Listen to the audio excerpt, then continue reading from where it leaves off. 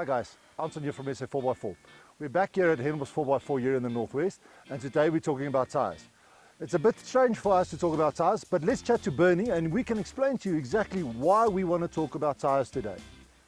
Bernie, welcome back, mate. Thanks, Maureen. So, Thanks. what can you tell us? Why are we talking about tyres? Yes, it's like you said in the introduction, it might seem a little bit off camber or out of character to talk about tyres when it comes to recovery, and the whole series is about recovery. And everybody thinks when it comes to recovery, I have to be stuck. Yep.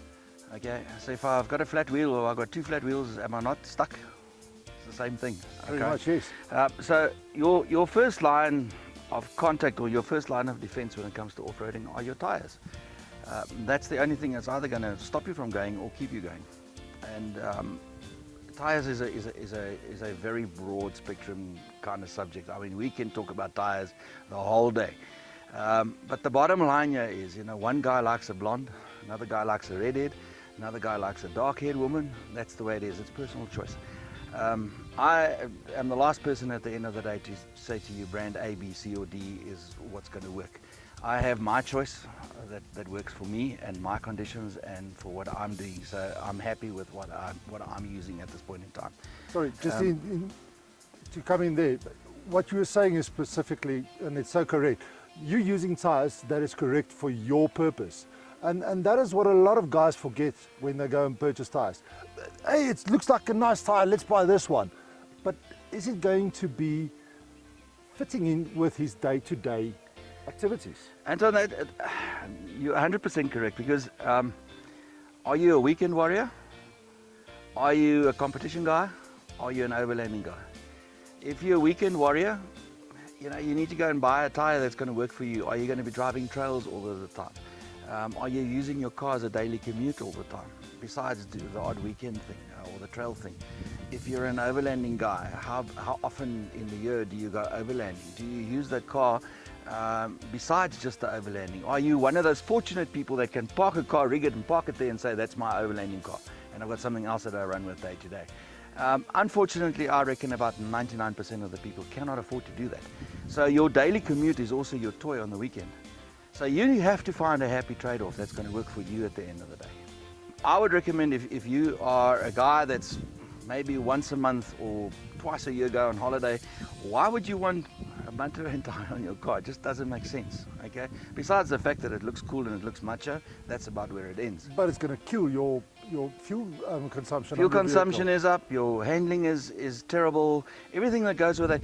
What people tend to forget, Anton, is that a tire, 4 pieces of rubber the size of your hand, is in reality is about an A4 piece of paper. That's all you're putting down on the ground, okay? So now let's minus the tread pattern of your tire. So then we're down to a piece of A5 paper. Yep. Okay. And then when it comes to the safety of your family and your own, you want to renege on, I'd rather buy the cheapest tire that's available instead of buying the best tire that's available for me. So that's why I say to you, tyres is an extremely contentious issue. We could carry on for weeks on end and talk about tyres until it comes out of your ears. So it's imperative that once I'm out in the bush and I run into a situation where I have a puncture, because one of our first principles of off-roading is to deflate a tire to get better traction. And it's like we said in the previous episode, is that you cannot make a tire wider, you're making the footprint longer. Okay, but hence the fact that because it's longer, you now have a bulge in the sidewall. The sidewalls are exposed, and that's where most punctures happen, not on the tread pattern as such, but normally on the sidewall. Okay guys, so now it's time to head off into the bundu or on your trail or whatever, and we need to start deflating tires. Now, if you have a look here, I use steel valve caps for a very simple reason, and valve caps are very underrated, guys. I'll let Anton do a very close-up shot of this just now. This little steel cap, it's actually got a rubber O-ring inside, so if you do have a leaking valve, this actually stops it from losing pressure. Okay, the other valuable piece of equipment that you can have on a tire is a tire pressure monitor, especially off-road. Some of them are fitted on the inside, some of them have got a little screw top on the top as well.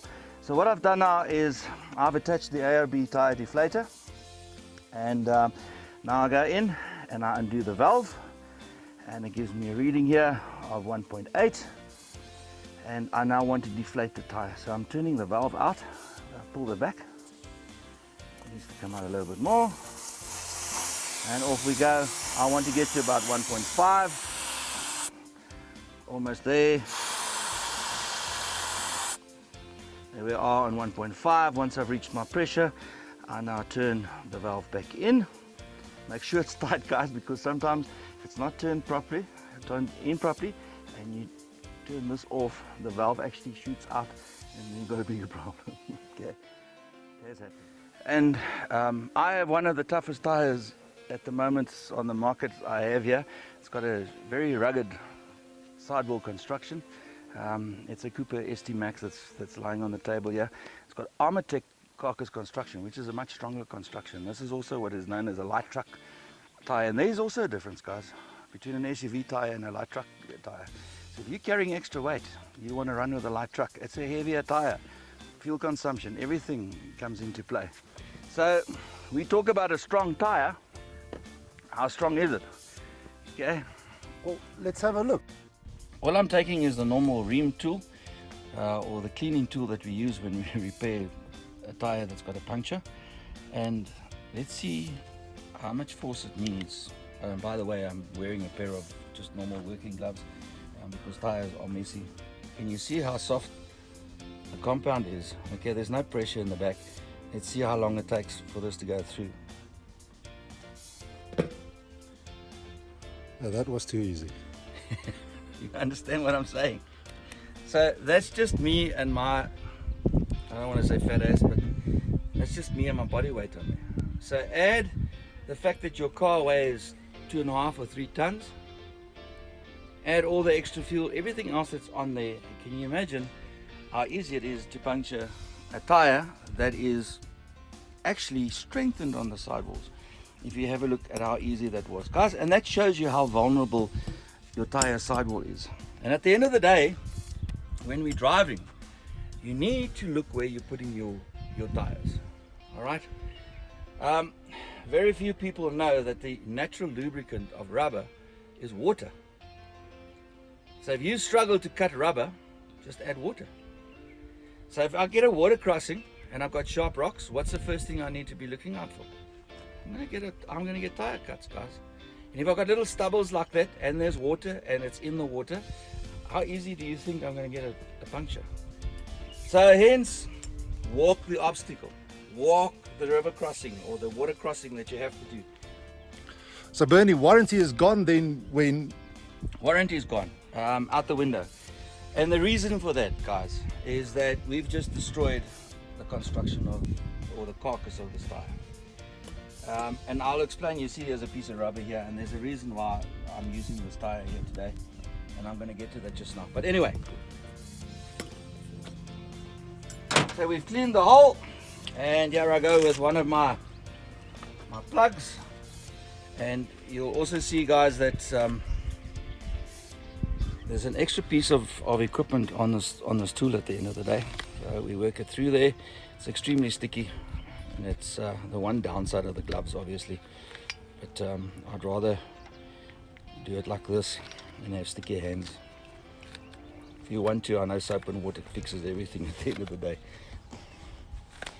Can you see this piece of added appendature here?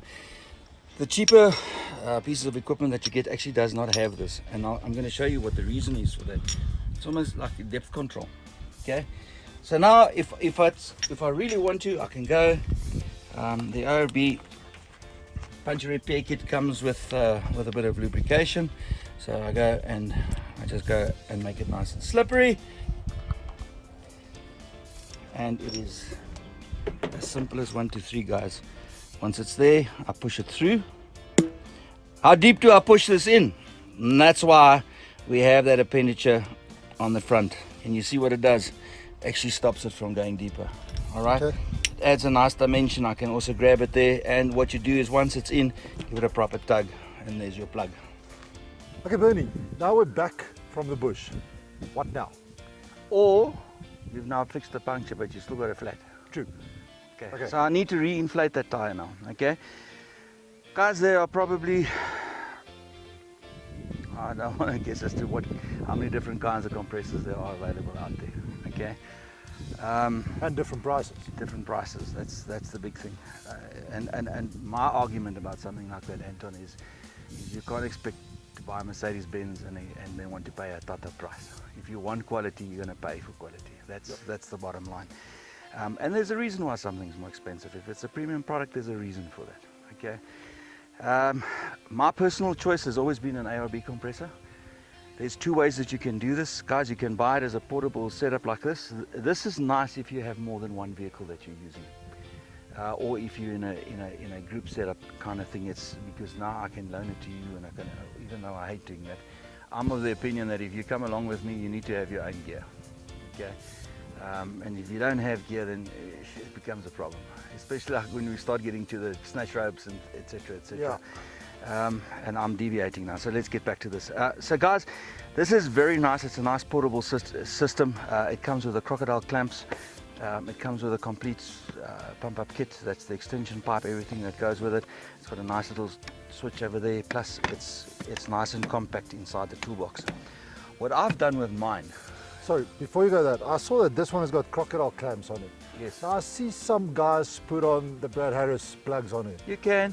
What do you suggest? I'm happy with the crocodile clamps.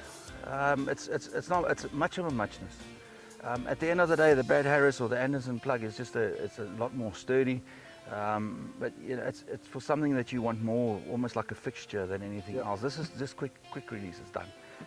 It's very simple. But then you went the whole other way with your Yes, compressor. there's a reason for that. And the nice thing about an ARB compressor is ARB don't just make compressors; they also make diff locks. Yes. Air operated diff locks. So this becomes a dual system. Okay, so Bernie, show us what you've got here. I've taken my compressor and I've built it into the engine bay.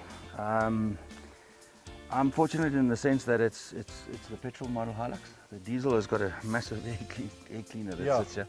So it depends on the space in the engine bay. But to me, this worked perfectly here, and I've dropped it in here. And like I said, Anton, this has been in here for about 8 years, and I've never had a problem with it. Never. It's one of the few compressors that are made that can actually handle the heat from the engine bay. It can handle a bit of dust and a bit of dirt and a bit of water and a bit of mud, and this car's been through it all. So, like I say, mine is here, and with a slight modification, I can actually utilize this to also use it as the compressor for my diff lock. And that would only be on the front diff. But yes, it's there and it's available. And for me now, all I have to do Let's click it in, and it goes. click it in, and off we go. Okay guys, so it's time now to reinflate the tires. I'm taking off the valve cap, and what I'm utilizing here is the ARB inflator. At the end of the day, it's nice and digital. Turn it on. It's got different functions. It's on bar, you can go PSI, and it can give you all the different settings, KPA. So we're going to bar. I want this tire to be at least 2.2 bar. So switch it on, and off we go. Voila! And if I do get to a spot where I think, I've got a little bit too far, I can actually deflate it with a button on the side here as well. But let's keep on inflating our baby. Guys, and just the thing about tires, being a critical component on your car, you need to manage your tires, all right? Especially when it comes to rotation of tires, etc.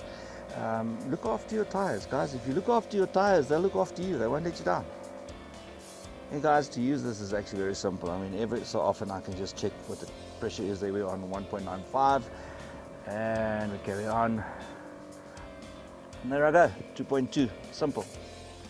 Guys, today we had a look at a lot of recovery options for your tires. So tell us in the comments below about your experiences with your tires and how you got out of sticky situations. Subscribe to us on YouTube, follow us on Facebook, and we'll see you next time. Cheers.